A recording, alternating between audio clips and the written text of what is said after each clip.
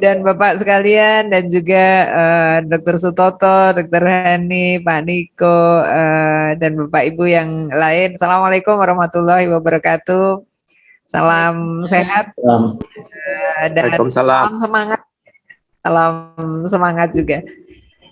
Baik, jadi ini sebetulnya yang kita bahas ini serius, tapi gimana caranya supaya jadi agak diobrolkan gitu ya, karena tentu sore ini maksudnya bukan kuliah metodologi gitu.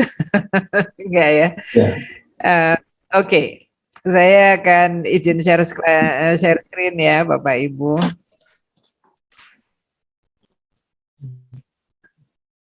Ya, saya besarkan dulu. Ya, jadi di minggu pertama kemarin Bapak Ibu secara garis besar saya kira kita sudah membahas ya ketika kita ingin berbagi pengalaman, baik itu pengalaman yang mungkin hasilnya bagus maupun pengalaman yang misalnya Bapak Ibu melakukan quality improvement dan hasilnya belum sesuai dengan yang diharapkan, itu bagi kami itu sama pentingnya begitu. Sama pentingnya buat orang lain. Kalau misalnya hasil di tempat Bapak Ibu tidak tercapai misalnya targetnya, nah orang yang membaca mungkin akan berpikir, oh mungkin saya jangan menggunakan cara itu nih, harus ada sesuatu yang saya ubah supaya mungkin hasilnya akan lebih baik. Nah demikian pula kalau misalnya penelitian Bapak Ibu ternyata kalau itu intervensi, peningkatan mutu dan kemudian hasilnya bagus, nah tentu ini juga akan memberi ide bagi orang lain ya. Kalau saya mau meniru itu dan saya terapkan di rumah sakit saya, tentu dengan konteks yang berbeda, dengan membaca cerita Bapak Ibu di JHA, harapannya mereka kemudian bisa mereplikasi. Dan saya juga ingin menggarisbawahi apa yang disebut Pak Hani ya, mereplikasi itu is a good thing. Jadi itu adalah hal yang baik. Bahkan kan kita sering banget itu mendengar kata-kata evidence based medicine gitu kan. Evidence itu memang dihasilkan dari penelitian yang diulang-ulang di tempat-tempat yang berbeda sehingga kemudian diakumulasi dan jadilah dia sebuah solid evidence. Jadi tidak ada masalah sama sekali dengan mengulangi meneliti hal yang sama. Syukur-syukur memang kemudian ada adaptasi yang dilakukan untuk memperbaiki. Mbak Andri, suara saya masih kedengaran ya? Masih. Oke. Jelas suaranya. Makanya saya lebih jelas mendengar hujannya daripada suara saya gitu. Baik, ya kita sudah, saya yakin Bapak Ibu sudah familiar ya bahwa kalau terutama untuk artikel penelitian itu tentu ada abstrak depan sendiri dan kemudian ada pengantar atau pendahuluan di mana di situ akan diceritakan tujuannya apa sih dan lalu metode, hasil, pembahasan dan kesimpulan. Nah, pada sesi ini memang yang kita bahas adalah metode dulu. Kenapa begitu? Karena justru metode ini mungkin bagian yang mudah ditulis ya. Bagian yang mudah ditulis karena ini asumsinya memang apalagi kalau penelitiannya itu sudah dilakukan gitu ya dan itu sudah selesai. Sehingga kita sebetulnya sudah tahu apa yang kita lakukan kemarin. Nah, sekalipun untuk Bapak dan Ibu penelitiannya mungkin mungkin baru mencari bentuk itu, atau mungkin juga ada yang sudah selesai penelitiannya, tidak apa-apa. Ini memang kita kita mulai dari bagian yang paling mudah untuk ditulis, yaitu metode. Nah, sedikit mengulang yang kemarin, ya tadi ya, saya kira kita itu mungkin punya sindrom minderwaardig gitu ya, bahasa Belanda dulu ya. Kita mindernya dua hal gitu. Satu, begitu lihat bahasa Inggris sudah, waduh ini mesti bagus banget ya, susah-susah penelitiannya hebat, bisa terbit di jurnal PMC dan segala macam lah. Padahal kalau kita melihat isinya, Bapak Ibu, ini sesuatu yang sangat banyak kita lakukan di rumah sakit, bahkan mungkin 10 years ago ya. Saya ingat betul ini tesis-tesis kalau di S2 manajemen rumah sakit itu banyak banget yang ngukur kepuasan pasien, apa serve qual, entah pasien rawat jalan, entah rawat inap gitu. Dan ini sama saja yang saya tunjukkan pada Bapak Ibu. Bedanya cuma ini bahasa Inggris, ini di Tanzania gitu.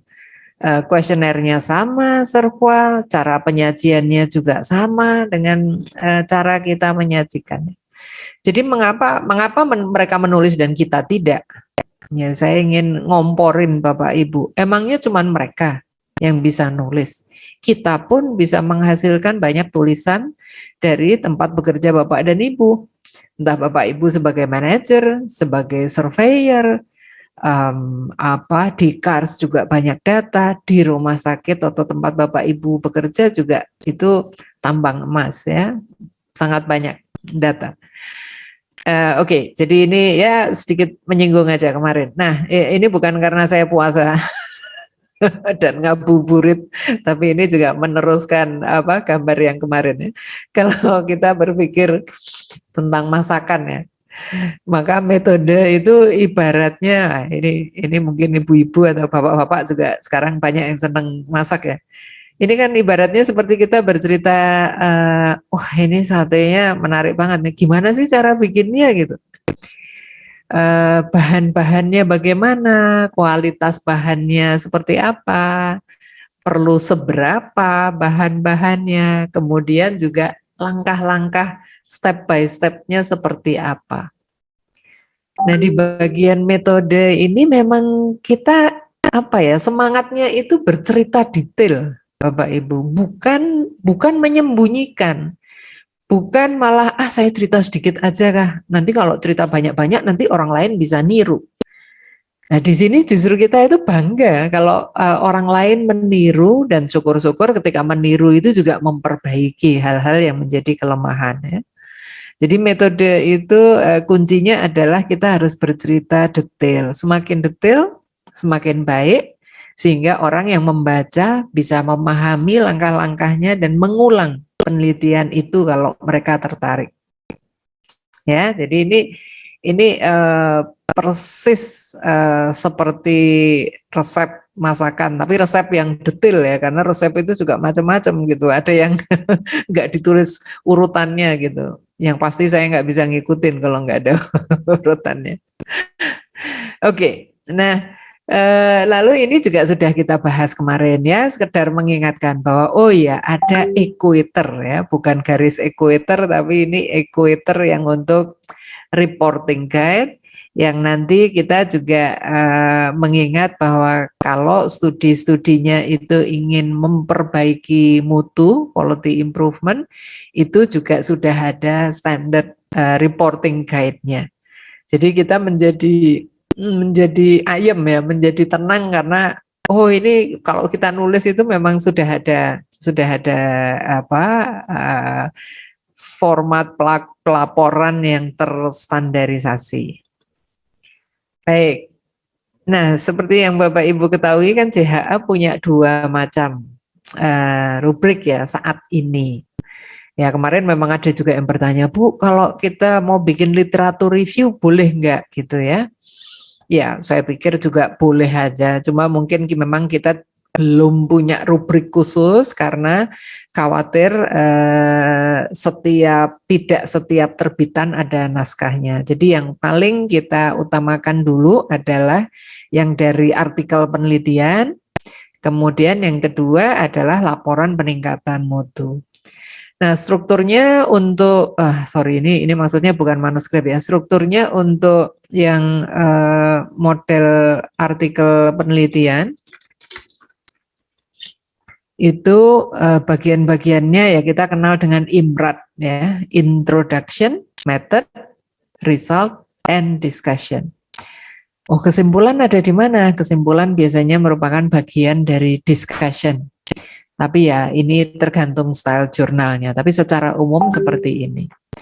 Nah, ketika hasil penelitian itu sudah dilakukan dan Bapak Ibu sudah punya, misalnya sudah punya laporan atau tesis, kalau ini untuk syarat pendidikan, maka kemudian setelah itu mungkin kita akan memikirkan untuk menulis publikasi. Nah, sehingga ketika laporan sudah ada, yang disarankan itu adalah justru kita nggak menulis urut gitu nggak ya, nulisnya nggak A1Z, A sampai Z gitu tidak, tapi kita menulis dari bagian yang paling mudah. Nah, kalau penelitiannya sudah selesai, maka yang paling mudah itu adalah metode. Karena ini sudah dijalankan oleh Bapak Ibu, sudah selesai, sudah ada hasilnya. Baru kemudian kita menulis bagian hasil dan pembahasan, dan terakhir kemudian kita sesuaikan lagi biasanya antara pembahasan dengan introduction. Nah, jadi ini di dalam sesi-sesi mingguan ini kita juga menggunakan struktur ini ya, kita bahas metode dulu, karena itu paling mudah untuk ditulis, kemudian baru bagian-bagian yang lain. Nah, bagaimana halnya kalau ini adalah laporan peningkatan mutu, quality improvement report. Laporan peningkatan mutu tidak ada kami tidak memandang bahwa kalau laporan peningkatan mutu itu KW2, yang KW1 itu artikel penelitian itu tidak ya, karena ini sama pentingnya, sama manfaatnya. Nah, strukturnya memang agak berbeda Bapak Ibu, dan ini juga struktur ini mudah-mudahan memang lebih sederhana karena tadi spiritnya berbeda, sehingga di sini dimulai dengan tentunya apa sih masalah mutu yang ingin dipecahkan gitu. Apakah ini persoalan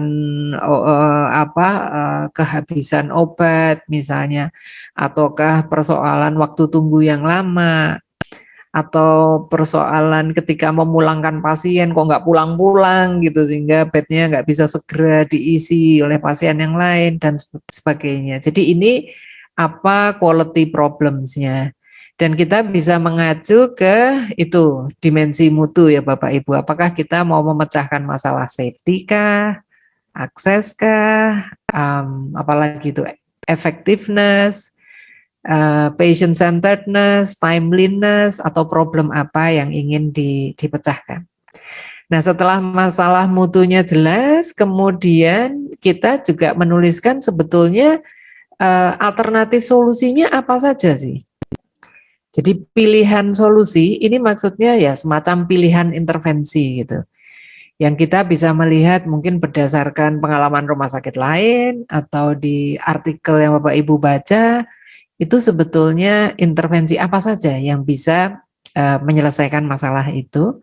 Dan kemudian Bapak Ibu mestinya ada proses, entah itu rapat, entah itu diskusi beberapa kali gitu ya, atau konsultasi, yang kemudian di rumah sakit Bapak Ibu atau di unit Bapak Ibu kemudian memutuskan, saya mau coba memecahkan masalah timeliness dengan membuat sistem appointment misalnya.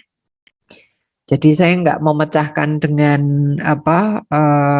dengan lean, tetapi saya memecahkan dengan cara sistem appointment. Oke, kalau itu pilihannya, maka kemudian kita menceritakan bagaimana langkah-langkahnya gitu, implementasi ketika menyusun sistem appointment itu seperti apa, dan kemudian yang terakhir adalah bagaimana hasilnya ketika itu sudah diterapkan, evaluasinya seperti apa. Jadi harapannya memang laporan peningkatan mutu ini lebih praktikal, manfaatnya juga mungkin malah lebih besar ya.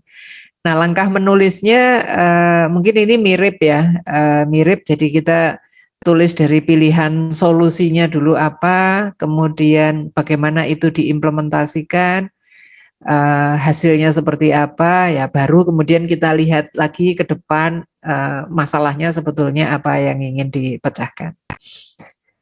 Nah, pada sore hari ini saya mencoba juga untuk menyampaikan kedua hal ini. Hanya tampaknya karena waktu ini mesti agak cepat juga. Nanti Mbak Andri mungkin saya di warning ya kalau udah kurang 5 menit gitu. Baik, jadi kita mulai dulu yang artikel penelitian, bagaimana menulis bagian metode pada jenis artikel penelitian. Nah, kalau kita lihat secara isinya ya, strukturnya di metode itu apa saja sih yang dituliskan orang? Pada umumnya metode itu berisi di mana penelitian ini dilakukan. Jadi ada konteks atau lokasi penelitian.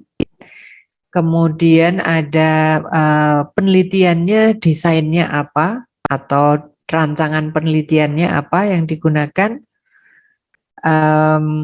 siapa saja yang terlibat dalam penelitian itu, ukuran-ukuran apa yang kita gunakan ya. Jadi variabel-variabel apa yang diukur dan kita cara mengukurnya apakah pakai instrumen tertentu atau bagaimana cara pengumpulan datanya, atau misalnya kita melakukan pengamatan, wawancara, atau kita menyebarkan kuesioner menggunakan checklist. Ini adalah berbagai cara pengumpulan data.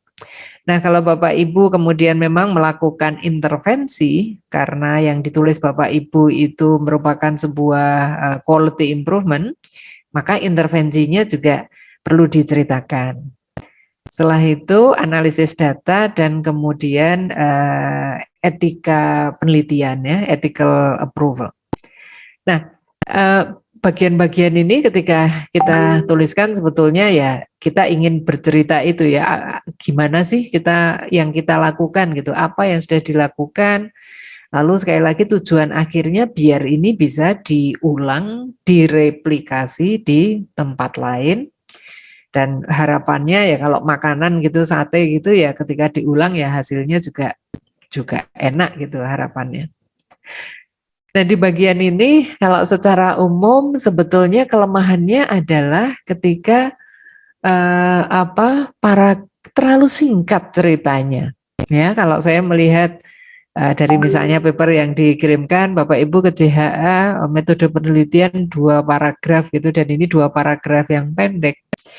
Itu artinya mungkin belum semua kita ceritakan, belum detail kita bercerita. Jangan-jangan nggak bercerita misalnya instrumennya apa, jangan-jangan belum bercerita bagaimana melakukan pengukurannya gitu ya. Misalnya ini,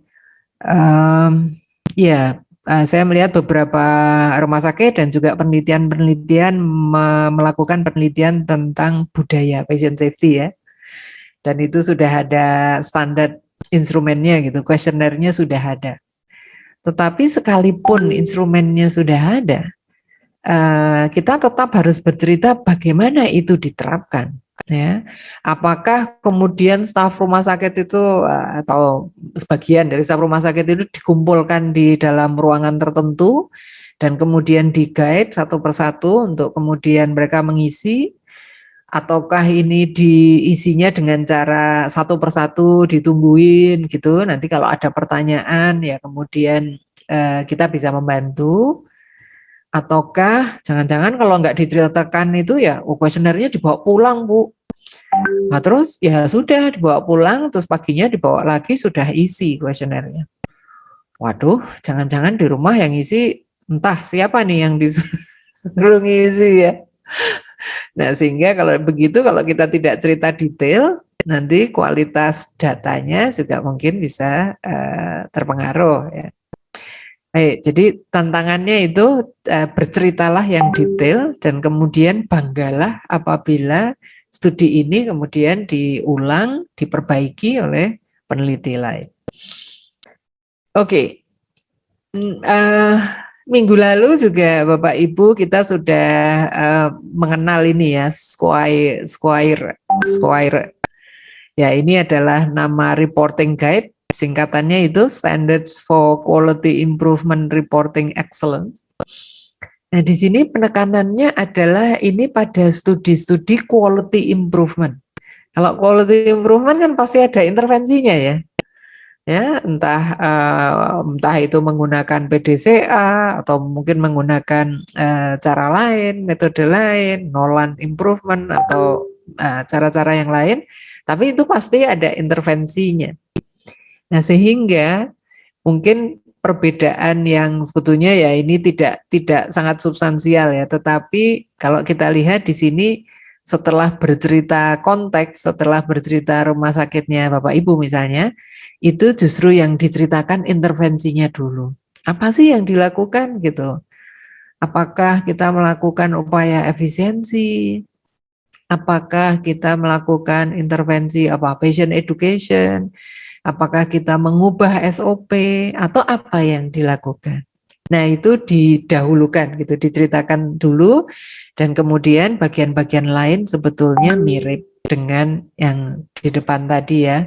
Desain studinya apa, cara mengukurnya bagaimana, analisis data dan juga yang terakhir adalah persetujuan etik. Baik, nah ini bagian ini sekarang contoh-contohnya saja Bapak Ibu. Jadi saya mohon maaf ini yang saya gunakan contohnya banyak berbahasa Inggris. Maksudnya ya supaya kita harus lebih apa ya confident gitu. Jangan takut. Wong penterjemah juga banyak. Kalau ini ditulis dengan bagus dalam bahasa Indonesia, kalau kita ingin masukkan ke jurnal asing juga itu bisa kita terjemahkan ya. Nah, studi ini studi maternal care quality gitu untuk melihat kasus-kasus near miss dan juga kematian ibu di Rumah Sakit Sarjito ini. Di konteks atau lokasi itu cerita apa ya? Ceritakan tentang rumah sakitnya ya. Bahwa ini tertiary hospital, ada berapa bed, ini rujukan. Kemudian karena ini bicara maternal care, maka ya yang relevan gitu. Misalnya ada berapa sih persalinan, ada berapa operasi misalnya seksio sesaria dan sebagainya. Jadi ini untuk menceritakan konteks supaya nanti kalau orang lain membaca dan ingin memikirkan ini generalisasinya, kalau ini diterapkan di tempat saya hasilnya gimana ya? Nah itu kan kita perlu memahami kemiripan ya antara lokasi studi yang ditulis di paper itu dengan di rumah sakit kita. Jadi ini isinya adalah sedikit bercerita mengenai lokasi studinya, mengenai konteksnya. Nah, subjudul berikutnya adalah desain, Bapak Ibu. Kalau desain, ya memang kita menyebutkan apa desainnya. Bapak Ibu bisa menggunakan penelitian kuantitatif, kualitatif. Sekarang juga banyak yang menggunakan penelitian mixed method, action research, dan sebagainya. Jadi ini kita menyebutkan saja. Kalau misalnya penelitiannya menggunakan data sekunder, ya enggak apa-apa. Bapak Ibu menyebutkan juga bahwa penelitian ini berbasis pada secondary data gitu di rumah sakit. Baik, andai kan penelitiannya Bapak Ibu cukup rumit gitu ya, tahapannya cukup banyak, ya silahkan kalau kemudian Bapak Ibu akan menggunakan misalnya juga di suplemen dengan gambar ya atau notasi-notasi tertentu ini silahkan. Jadi ini saya ambil dari contoh ini memang punyanya mahasiswa bagaimana mengembangkan care pathway di rumah sakit dan kemudian di situ digambarkan tahapan-tahapannya. Peserta, partisipan, siapa yang diteliti ya? Jadi ini bisa subjeknya siapa, siapa itu berarti belum tentu orang ya Bapak Ibu. Bisa juga yang kita teliti itu misalnya unit gawat darurat di 10 rumah sakit daerah gitu misalnya. Ya, maka ini juga disebutkan, diceritakan bagaimana milih RSUD-nya. Apakah ada pertimbangan-pertimbangan tertentu untuk memilihnya? Apakah random atau ada kriteria-kriteria tertentu? Nah, ini bisa juga orang ya. Kalau kita menginterview, misalnya menggunakan wawancara, maka kita bercerita siapa. Misalnya kita wawancara pasien COVID gitu. Tetapi ini di sini kita lebih detail lagi. Saya mau inklusinya adalah mereka-mereka yang memang dirawat di ICU dan kemudian hasil akhirnya adalah baik gitu ya, bukan meninggal. Nah, ini kemudian perlu cerita yang lebih detail lagi untuk inklusinya siapa dan siapa yang dieksklusi. Ini yang menulis paper ini tentang apa palliative medicine. Nanti saya kira minggu depan ini Bapak Ibu akan bertemu ya dengan Mbak Sinta. Variabel apa sih yang diukur dan kemudian untuk masing-masing itu bagaimana mengukurnya? Apakah menggunakan instrumen tertentu? Apakah ada panduan wawancara, panduan observasi, dan juga panduan yang lainnya? Juga definisi operasional variabelnya akan lebih mudah bagi pembaca kalau ini juga diceritakan oleh Bapak Ibu. Oke, contoh yang lain. Nah, ini kalau kemudian yang kita lakukan ini ada intervensinya, maka kita perlu bercerita intervensi ini Bapak Ibu kembangkan sendiri, ataukah mungkin kita mengadop dari intervensi yang dilakukan di tempat lain. Seandainya ini kita mengadopsi atau mengadaptasi dari intervensi yang digunakan di tempat lain, pembacanya ingin tahu juga proses adaptasinya seperti apa. Jadi itu juga termasuk yang diceritakan. Nah, kemudian di dalam implementasi dari intervensi itu, ini ada yang namanya TIDIR, Bapak Ibu. TIDIR itu acuan atau guideline untuk membantu kita bercerita tentang intervensinya. Jadi misalnya tadi ya ada strategi implementasinya. Kalau itu pelatihan misalnya, apakah pelatihannya ini hanya 1 kali, durasinya 1 hari atau 2 hari, intensitasnya seberapa, kapan dilaksanakan dan bagaimana itu diterapkan. Jadi ini bercerita mengenai intervensinya. Iya, saya pikir waktu saya lihat judul ini, saya lihat tuh menarik banget ya. Control chart itu kan, ya kita semua tahu control chart itu apa gitu. Dan bagaimana kita menggunakan control chart. Dan ketika saya lihat judulnya, itu ya saya agak merasa galau gitu. Di satu sisi, oh intervensinya control chart ya. Tapi kemudian di desainnya, wah hebat ya, cluster randomized trial. Yang esensinya adalah ada 10 rumah sakit yang menggunakan control chart, kemudian ada 10 apa 20 rumah sakit bagian bedah yang tidak menggunakan control chart. Lalu kemudian di-compare. Ya. Jadi ini saya pikir juga menarik. Kita itu pengetahuannya saya kira tidak kalah ya. Kita memahami banyak tools peningkatan mutu yang kita terapkan sehari-hari, tetapi mungkin kita tidak cukup sistematik gitu ketika ini betul-betul digunakan untuk quality improvement. Nah, di sini diceritakan toh Bapak Ibu intervensinya bagaimana. Oh, ini dipantau ke depan gitu ya, prospektif. Ada yang pakai control chart, ada yang tidak. Terus ada frekuensi pemantauannya ditentukan frekuensinya, lalu ada feedback gitu. Ini untuk yang rumah sakit yang intervensi menggunakan control chart tadi. Nah kemudian nih ada timnya juga diceritakan. Timnya di masing-masing siapa? Ada surgeonnya, kemudian ada surgical timnya, ada anestesi, ada perawat. Lalu mereka ini juga melakukan meeting, seberapa sering meetingnya, struktur meetingnya seperti apa, logbooknya seperti apa, itu semua diceritakan di dalam intervensinya. Baik, analisis data. Nah, ya di sini ini saya ngutip ini papernya Prof Ari nih, Prof Bandari dulu. Ya, sebetulnya kalau dari sisi penulisannya ya tinggal apa sih yang dilakukan, analisisnya gimana gitu. Kalau itu kualitatif ya diceritakan apa yang dilakukan. Kalau ini deskriptif ya diceritakan deskriptifnya, meringkas datanya pakai apa, pakai min kah, pakai median, kemudian apakah ada uji statistik yang digunakan itu kemudian diceritakan. Ya, kalau mau cerita softwarenya juga boleh. Kalau ini bukan bajakan ya, tapi kalau bajakan nggak usah diceritakan. Lalu kalau data-data kadang-kadang ada yang kosong, waduh kuesioner nggak terisi, itu juga handlingnya Bapak Ibu bisa ceritakan pula di situ. Baik, kemudian terakhir persetujuan etik ini hanya diperoleh dari mana dan juga bagaimana menjaga kerahasiaan. Saya kira dua hal ini yang penting.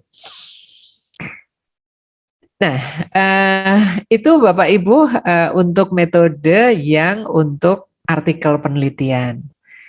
Nah, sekarang kita beralih, ini lebih singkat, ini bagaimana kalau kita ingin menulis untuk laporan peningkatan mutu. Tadi Pak Anevi sudah bercerita ya di depan bahwa sesungguhnya banyak banget yang sudah dilakukan Bapak Ibu gitu, yang sudah dilakukan rumah sakit, cuma sayangnya tadi kita kurang semangatnya, mungkin semangat melakukan gitu, semangat memperbaiki. Mestinya satu lagi gitu, itu didokumentasikan, nah, sehingga nanti akan jadi ibadah, nanti akan bisa dibaca orang lain ya. Baik, nah di artikel yang praktek peningkatan mutu atau laporan peningkatan mutu, maka metode itu analog dengan pilihan solusi tadi Bapak Ibu. Misalnya problemnya adalah waktu tunggu, atau ini ya, ini paper yang sudah terbit ini di JHA. Kalau problemnya adalah ini banyak persepan yang tidak mengacu pada Fornas. Kemudian secara praktis dan juga dari pengalaman orang lain sebetulnya pilihan solusinya apa? Dan di situ sebetulnya kami berharap pilihan solusi itu lebih dari satu gitu. Jadi misalnya, oh kita bisa lakukan dengan ini, dengan clinical reminder yang elektronik, kita bisa lakukan dengan misalnya mengedukasi ulang, mensosialisasi ulang mengenai pentingnya Fornas. Nah mungkin ada alternatif yang lain lagi. Sehingga di sini harapannya itu ada beberapa pilihan dan kemudian dituliskan bagaimana rumah sakit itu berproses sampai dengan memilih bahwa saya mau nyoba ini clinical reminder gitu ya. Jadi ceritakanlah pilihan solusi dan bagaimana cara memutuskan untuk solusi mana yang akan diterapkan. Nah, setelah diputuskan misalnya, oke, kita ingin menggunakan clinical reminder elektronik karena memang di konteks rumah sakit Bethesda ini sudah banyak pengembangan electronic medical record ya. Jadi atmosfernya sudah sangat siap untuk kemudian ada satu modul lagi gitu yang ditambahkan di sana. Nah, dalam subjudul implementasi, maka yang diharapkan adalah Bapak Ibu bercerita tentang langkah-langkahnya. Bahkan kalau ini betul-betul isinya itu, ini loh, ini adalah langkah-langkah yang kami lakukan. Satu, kita melakukan rapat pertemuan. Ceritakanlah di rapat itu apa tujuannya, siapa yang hadir rapat, dan kemudian apa yang disajikan, apa yang dipertimbangkan, dan apa keputusan rapatnya. Ini justru itu yang diharapkan ya, cerita yang tampaknya praktikal, tapi memang orang justru membutuhkan itu. Langkah kedua setelah rapat, kemudian apa yang dilakukan. Langkah 3, langkah 4, langkah 5, dan seterusnya. Ya, jadi ini untuk implementasi kalau misalnya Bapak Ibu menggunakan PDCA, ya tinggal kita bercerita ketika plan, itu bagaimana Bapak Ibu mengidentifikasi objektifnya. Ditentukan sendiri dalam satu tim atau kita melibatkan siapa saja di situ yang ikut kemudian memformulasikan objektifnya. Juga begitu, apa yang dilakukan, apa yang dilakukan. Jadi ini cerita langkah-langkah, cerita step, cerita aktivitas yang dilakukan oleh Bapak Ibu untuk peningkatan mutu.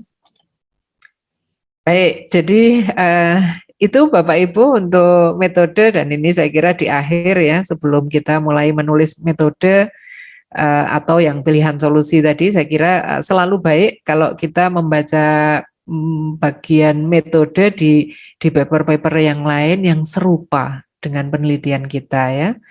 Kemudian kita mengacu pada Equator Network tadi, lebih mudah kalau metode itu ditulis dengan memakai subjudul di dalamnya, itu akan lebih mudah. Dan karena ini sudah dilakukan ya, maka ini bukan rencana ya, tetapi memang telah dilakukan. Dan yang terakhir, semakin detail akan semakin baik. Baik, itu Bapak Ibu yang bisa saya sampaikan. Terima kasih sekali. Saya kembalikan waktunya. Wassalamualaikum warahmatullahi wabarakatuh. Waalaikumsalam warahmatullahi wabarakatuh. Terima kasih banyak Prof. Uut ya atas penyampaian materinya. Nah, Bapak dan Ibu, ini sudah sangat atau mungkin mendapatkan insight-insight terkait dengan mungkin rencana-rencana ya atau ide yang sudah Bapak Ibu miliki ya. Tadi sudah sangat detail dijelaskan mengenai struktur yang ada dalam penelitian maupun di laporan peningkatan mutu serta apa-apa saja yang harusnya ada. Nah, Bapak dan Ibu, ini sekitar 30 menit ke depan kita coba mendiskusikan. Bapak dan Ibu bisa bertanya secara langsung maupun bertanya di Q&A atau ya. Nah, ini Prof. Uut ada pertanyaan dari Ibu Erna Suyati. Oh ya. Ya, ini bagaimana mencari sumber-sumber yang dapat kita gunakan untuk memperoleh masalah penelitian dan bagaimana menentukan rumusan masalah penelitian kuantitatif maupun penelitian kualitatif. Nah, ini silakan, Prof. Baik, mungkin ini nanti akan didiskusikan lagi pada waktu juga kita membahas tentang menulis introduction ya, pengantar. Tetapi kalau secara umum Bu Erna Suyati, saya kira kalau karena Bapak Ibu sebagian besar bekerja di rumah sakit, maka sebetulnya sumber-sumber yang digunakan untuk menjustifikasi masalah itu ya kita bisa menggunakan sumber-sumber baik data primer yang tersedia, data sekunder yang tersedia di rumah sakit, maupun ya kadang-kadang kita harus melakukan piloting apabila memang data itu tidak tersedia. Nah, sumber data sekunder di rumah sakit itu kan sangat banyak ya Bu ya. Apakah itu dari data-data yang terkait morbiditas, mortalitas, atau laporan Komite Patient Safety, Komite PPI, bisa pula misalnya mengandalkan pada observasi yang kita lakukan gitu. Kita kok selalu melihat masalah ini berulang-ulang terjadi gitu ya. Apa misalnya ada suatu mungkin kekeliruan atau bisa juga insiden ya, yang itu yang berulang misalnya, atau dari indikator, ada indikator-indikator kok yang sulit dicapai, tidak tercapai. Nah, ini semuanya bisa digunakan untuk menjustifikasi masalah penelitian. Bisa juga kita melihat misalnya berdasarkan tren ya, misalnya sekarang ini apa sih yang sedang banyak dibahas gitu. Oh, karena masalah kehabisan oksigen ini lagi seru, maka kemudian logistik alat-alat kesehatan itu menjadi menarik untuk digali. Nah, kemudian Ibu melihat, wah di rumah sakit ada tantangan apa yang terkait dengan hal ini. Nah, sehingga ya tadi kita bisa memanfaatkan berbagai sumber yang ada itu. Kemudian mungkin saya sekaligus saja ya Mbak Andri ya, ini juga melihat. Iya, saya ingin komentar dulu yang ini nih, yang soal audit tidak boleh dipublish itu ya. Ini siapa ya? Mohon maaf di tempat saya. Ibu Eni Mulyatsi, Prof. Bu Eni, Bu Eni, menarik pertanyaannya Bu Eni. Kalau kita lihat di jurnal, banyak Bu, publikasi clinical audit itu banyak. Jadi ini bukan persoalan bahwa kalau audit itu nggak boleh dipublish atau nggak bisa dipublish, itu bukan persoalan itu, karena clinical audit sangat banyak publikasinya.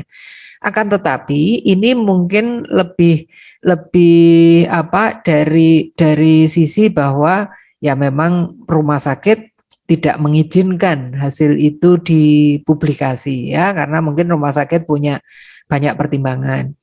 Nah, Ibu juga bisa mencoba bernegosiasi. Misalnya gini, saya pernah menyarankan ya, saya kira maklum kalau rumah sakit itu kemudian keberatan gitu, ya sudah nggak apa-apa. Tapi kemudian kita bisa samarkan juga tuh nama rumah sakitnya, sehingga betul-betul orang yang membaca itu tidak bisa mengetahui ini di rumah sakit mana. Itu mungkin juga bisa seperti itu. Jadi esensinya audit itu publishable juga kalau memang kita juga menggunakan sistematika tertentu dalam melakukan audit ini. Seperti apa prosedur sebelum melakukan penelitian yang seharusnya? Ya, kalau yang seharusnya adalah ethical clearance, karena itu memastikan bahwa ini penelitian ini tidak menjunjung rights dan kita tidak merugikan pasien dan sebagainya. Apalagi kalau penelitian kita sangat terkait dengan vulnerable groups ya, ini ethical clearance dulu, baru kemudian kita meminta izin operasional dari suatu lembaga misalnya. Iya, iya Bu Eni, tadi udah saya komentari ya. Jadi memang kalau spiritnya ya audit itu kan memang betul-betul untuk perbaikan. Ya mungkin ya ini memang komitmen di awal memang nggak boleh dipublish ya sudah. Tapi Pak Anevi dan saya dulu pernah mempublish bukan hasil auditnya Bu, tapi setelah diaudit kemudian diimprove. Nah ketika diimprove, diaudit lagi, kelihatan bahwa angka-angkanya sangat membaik. Dan saya yakin itu rumah sakit akan senang gitu kalau itu kemudian dipublish ya. Jadi ya ini mungkin lebih ke negosiasi dengan rumah sakit setempat. Begitu saya kira Mbak Andri. Baik Prof. Ini sudah dikomentari. Kemudian Bapak dan Ibu, apabila masih ada tanggapan, ini masih bisa di chat juga ya, berdasarkan penyampaian yang disampaikan oleh narasumber kita. Nah, Bapak dan Ibu, ini kami undang juga Bapak dan Ibu untuk bertanya secara langsung. Ini peserta sudah mencapai 155 Prof, di mana tadi di awal Prof menyampaikan materi ini baru 130, ini nambah 15 orang ini. Silakan Bapak dan Ibu, mungkin dari tim dari KARS ada yang ingin mempertegas kembali mungkin ya. Ini ada satu pertanyaan Mbak Andri. Iya. Di chat, bagaimana penelitian tentang gambaran sebuah layanan di rumah sakit ya Prof? Oke, mungkin akan menyampaikan langsung saja yang bertanya ini. Ya, kami persilakan. Siapa ya namanya? Mungkin bisa diminta untuk bertanya langsung Mbak Andri. Ya, Pak Kandar ya, Pak Kandar, silakan untuk menyalakan icon mikrofonnya untuk langsung bertanya. Oh, belum terdengar. Baik, mungkin saya komentari aja ya. Mudah-mudahan saya betul ini menangkap pertanyaannya. Kalau Pak Kandar belum bersuara. Ya, Prof. Mohon maaf, Prof. Ya, silakan Pak. Selamat sore, Prof. Selamat sore. Ya. Pertanyaannya seperti ini, Prof. Maksudnya, selama ini kan kalau kita penelitian itu kan antara hubungan A sama B, pengaruh A sama B, atau intervensi apa gitu kan. Bisa diizinkan nggak, Prof, sih gitu kan, kita itu meneliti sebuah layanan, gambaran layanan yang ada di sebuah rumah sakit. Kalau kita baca beberapa jurnal yang ada di luar itu juga ada beberapa sih gitu kan, terkait dia hanya sekedar menggambarkan sebuah layanan gitu kan, itu menjadi sebuah bisa dimasukkan dalam sebuah jurnal dan kita udah ngerti, oh ternyata layanannya itu seperti ini, permasalahannya seperti ini, kemudian ada solusi seperti ini. Apakah seperti itu diizinkan ya Prof ya? Terima kasih. Ya boleh banget Pak Kandar. Penelitian-penelitian deskriptif kan seperti itu Pak. Iya. Jadi penelitian deskriptif itu akan ada desainnya juga, ada desain deskriptif, ada desain seperti penelitian cross-sectional survey. Cross-sectional survey itu kan juga deskriptif. Nah, keunggulannya deskriptif adalah ketika Pak Kandar bisa cerita detail, Pak. Jadi kita yang membaca tulisan ketika Bapak menceritakan suatu layanan itu bahkan kayak bisa membayangkan, oh terus oh gitu ya caranya Bapak menyelenggarakan layanan itu. Dan itu bisa saja berbeda kan dan akan bermanfaat bagi rumah sakit lain. Jadi sangat boleh Pak, sangat boleh Bapak menceritakan sebuah layanan tadi. Tolong ceritakan yang detail, apa saja yang Bapak ukur di situ, berapa orang yang bekerja di sana, bagaimana shiftnya, bagaimana karakteristik pasien yang dilayani, itu sangat bisa. Oh ya, Tidak harus intervensi. Tidak harus, dan itu ya. Tidak perlu mix dengan, tanpa harus kita mix dengan data primer misalnya dengan deep interview gitu enggak Prof? Apa hanya sekedar data sekunder gitu Prof? Ya data penelitian data sekunder bisa dilakukan Pak. Dan data sekunder itu tidak perlu berarti lebih mudah loh Pak. Karena begini, kalau kita mau menggunakan data sekunder, nomor satu yang harus kita yakin adalah kualitas datanya, Pak. Siap. Validitas data yang ada di situ, konsistensi plannya, pencatatannya itu harus diceritakan. Sehingga memang kita yakin data sekunder ini valid datanya, dan kalau itu kemudian periode waktunya bisa agak panjang itu kemudian juga sangat menarik. Ya, kita bisa menunjukkan tren tertentu, kelompok-kelompok pasien tertentu, dan sebagainya. Oke.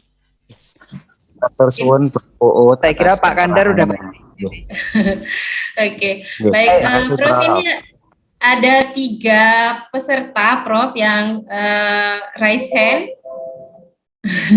Ini saya berikan kesempatan pertama untuk silakan disampaikan pertanyaannya. Iya, selamat sore, Prof. Salam kenal, kami dari RSUD Dr. Gunawan Mangunkusumo Kabupaten Semarang. Ingin menyampaikan, Prof, sebentar, mau bertanya terkait dengan penelitian peningkatan mutu dan keselamatan pasien, Prof. Untuk penelitian itu datanya bisa diambil dari capaian indikator mutu yang ada di rumah sakit, begitu ya Prof ya. Terus kalau misal capaiannya sudah mencapai standar atau target, apa itu juga bisa dibuat penelitian begitu, atau mungkin untuk yang belum tercapai itu nanti bisa dihubungkan dengan mungkin dengan hubungan antara pengetahuan atau mungkin apa gitu kepuasan pasien dengan apa gitu, bagaimana Dok sebaiknya, Prof sebaiknya? Saya terus terang memang menggemari penelitian-penelitian yang memakai hubungan-hubungan.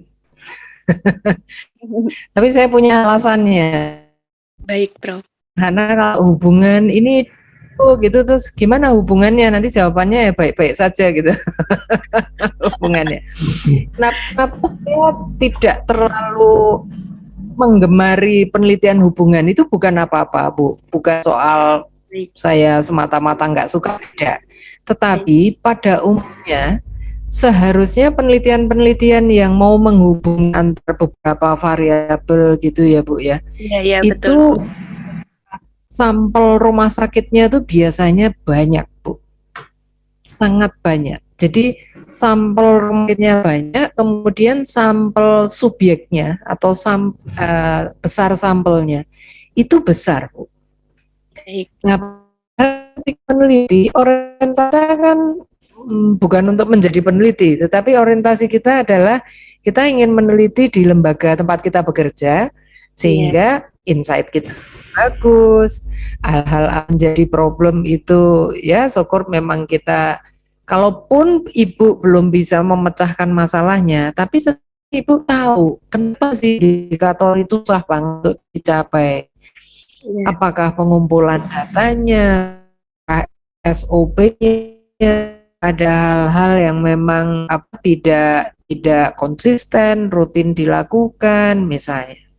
Baik. Nah, jadi akan menarik misalnya kita mengambil indikator yang ya kalau saya yang belum dicapai Bu, kalau sudah dicapai ya udah gitu. Kalau sudah dicapai juga bisa sustainability-nya. Apakah kemudian kita bisa mempertahankan indikator itu bagus terus gitu. Baik. Tapi kalau belum dicapai, apa sebabnya? Kenapa kok belum dicapai? Apakah semua unit di semua rawat inap itu nggak bisa tersemua? Ataukah ada unit-unit yang mereka berhasil mencapai, tetapi tidak di unit lain gitu? Ya. Nah, mengapa nggak bisa tercapai lebih menarik dan mungkin nanti terus kita memikirkan apa ya quality improvement untuk kemudian meningkatkan capaian indikator itu. Baik. Demikian Bu. Baik, Prof. Terima kasih banyak, Prof. Salam sehat. Baik. Sama Bu. Ya. Nah, ini ada satu pertanyaan lagi, Prof, di Q&A. Ini Bu Eni ya. Juaria Hanafi. Oh, ada lagi. Bertanya tentang penulisan penulisan peningkatan mutu begitu ya. Boleh menggunakan data berapa tahun ke belakang, Prof? Seperti itu. Semakin lama semakin hebat, Bu. Kalau misalnya kita bisa menunjukkan data tren itu semakin lama ke belakangnya, misalnya bisa tren beberapa tahun, ada 5 tahun kan, kalau lebih panjang lagi itu akan lebih bagus. Jadi saya kira tidak ada batasan yang yang kaku gitu ya, datanya harus berapa tahun. Kalau itu misalnya variabel-variabel yang kita belum lama mengumpulkan, ya maka susah kan Bu, kalau ini Bapak apa Ibu ya, kalau misalnya kita kemudian ingin datanya jauh ke belakang. Jadi saya kira melihat availability-nya saja, dan yang penting kalau data sekunder adalah kita harus meyakini bahwa pengumpulan datanya konsisten, definisi variabelnya konsisten, dan itu datanya juga valid. Demikian respon saya. Ini ada satu lagi Mbak Andri yang Bu Eni, karena pertanyaannya berbeda. Dan saya kira pertanyaan ini penting juga sih. Boleh saya respon ya langsung ya? Silakan, Prof. Ya, ini pertanyaan menarik sekali. Untuk laporan peningkatan mutu, apakah membutuhkan ethical clearance? Ya, ini pertanyaan menarik. Dan memang kalau saya melihat dialog di di paper-paper itu, ya ada dua kubu memang.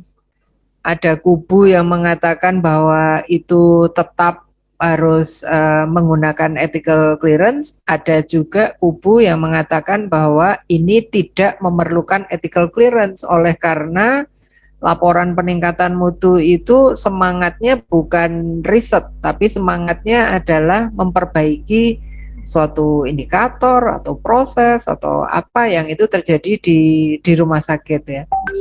Nah, jadi ini ada dua pendapat.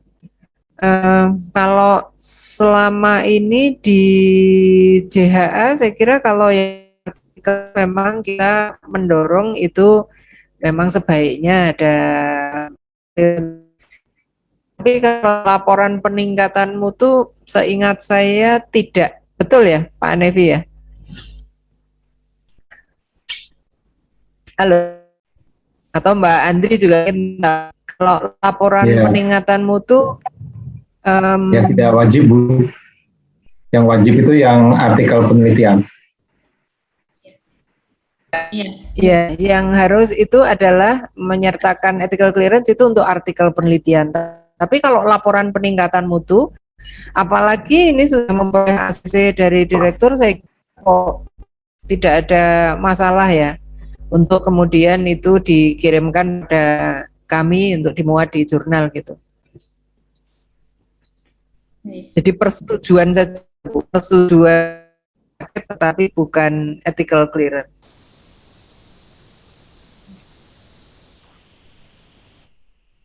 Ya.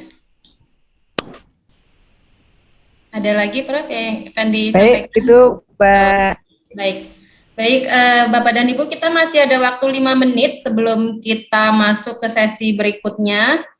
Ini masih ada pertanyaan satu Prof dari Rohiati. Masih ada pertanyaan. Ya, Rohiati.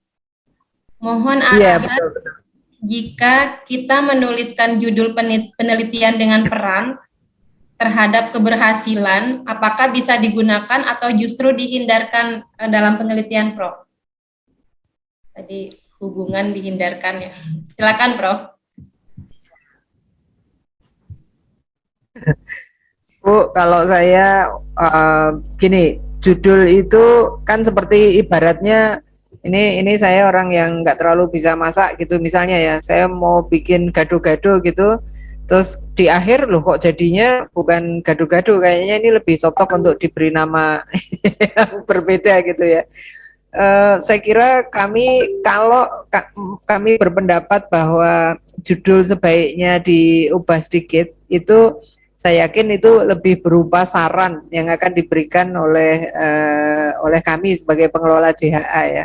Karena judul itu intinya ya, judul ini menggambarkan isinya dan kita berusaha agar judul itu eye catching gitu ya. Jadi menarik, orang melihat judulnya saja lalu langsung waduh ini apa ya yang diceritakan di dalamnya gitu. Jadi silahkan Bu, jangan terlalu khawatir apakah ini judulnya tepat apa tidak. Kalaupun nanti kami berbeda pendapat tentang judul, nanti itu kemudian akan disarankan ya. Jadi tidak lalu kemudian ditolak begitu, tidak sejauh ini. Lalu apakah dalam mengajukan penelitian peningkatan mutu itu indikator mutu yang belum mencapai target dalam satu indikator?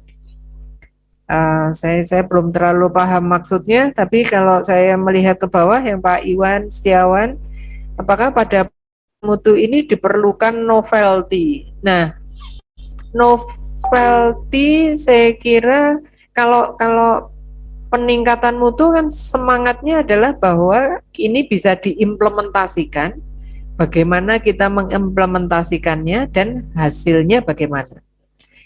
Bisa saja intervensi yang kita lakukan mungkin bukan intervensi, ini sudah dilakukan di tempat-tempat yang lain.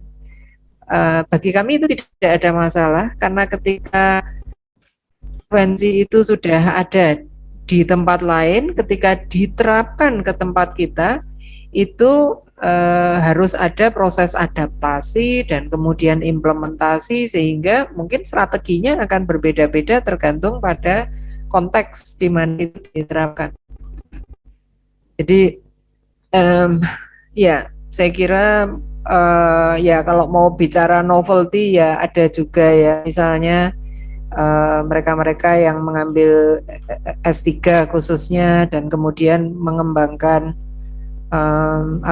misalnya ada care bundle gitu ya, belum ada care bundle untuk odontektomi di dunia ini, dan kemudian ada mahasiswa yang mengembangkan care bundle gitu ya, itu kemudian novelty-nya akan sangat luar biasa gitu. Tapi kita tidak selalu menekankan pada novelty. Novelty bukan segala-galanya gitu kalau di sini ya.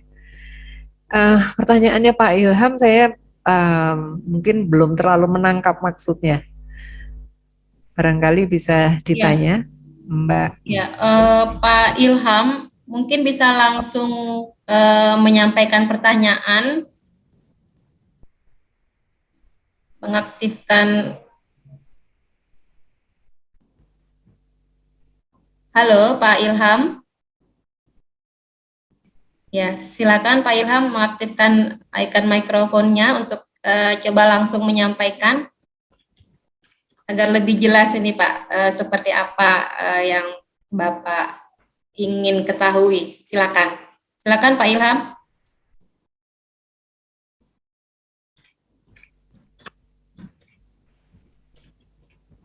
Halo. Ya. Apa saya ya. Ya, maksud saya di sini itu Prof, apakah dalam mengajukan penelitian itu untuk laporan peningkatan mutu, terus apakah kalau misalnya suatu indikator itu yang belum mencapai target bisa diajukan dalam penelitian? Ya, ya sangat bisa Pak Ilham. Jadi misalnya di rumah sakitnya Bapak kan itu diukur indikator itu kan banyak sekali. Lalu Bapak lihat ada indikator yang kok dirasakan sangat sulit dicapai, entah itu di unit tertentu, instalasi atau komite tertentu begitu. Nah, di dalam laporan peningkatan mutunya nanti Bapak bercerita bagaimana upaya untuk mencapai itu kalau sudah pada intervensinya ya, atau bahkan mungkin Bapak bisa menggali dulu kenapa kok indikator ini belum dicapai. Apakah cara mengukurnya tidak tepat, apakah denominatornya tidak tepat, atau memang betul-betul ternyata kita belum bisa mencapai indikator itu. Nah, penyebabnya apa? Penyebab SDMK, penyebab apa nih, load pelayanan yang terlalu tinggi dan sebagainya. Itu penelitian atau memicu upaya peningkatan mutu.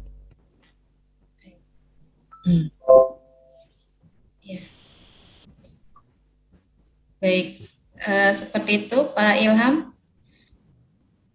Prof. Uut, ini, halo, apakah ingin ditanggapi Pak Ilham? Silakan.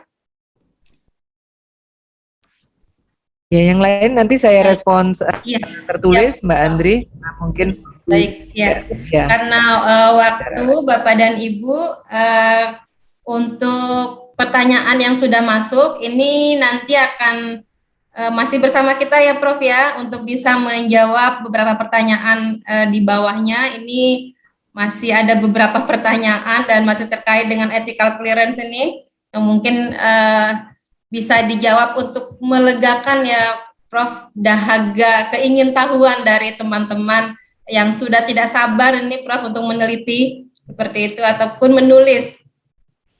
Nah, Bapak dan Ibu, untuk agenda kita bersama dengan Prof. Uut ini kita cukupkan terlebih dahulu. Tentunya masih ada pertanyaan, ini nanti akan langsung direspon. Kita akan beranjak ke agenda kita berikutnya. Tapi sebelumnya terima kasih banyak Prof. Uut atas penyampaian materinya, dan semoga apa yang sudah disampaikan tadi bisa melegakan ya, atau bisa mencairkan lagi hal-hal yang mungkin dari Bapak dan Ibu ini ada kegelisahan begitu, apakah benar seperti ini. Dan ini juga semoga menjadi pertanyaan untuk teman-teman yang lain ya Prof ya, untuk hal ini juga menjadi acuan seperti itu. Terima kasih Prof. Uut telah menyampaikan materi terkait dengan menulis metode penelitian atau peningkatan mutu. Terima kasih banyak, Prof. Selanjutnya, Bapak dan Ibu, kita akan masuk ke pemateri berikutnya. Kita berikan tepuk tangan dulu untuk Prof. Uut ya, secara virtual.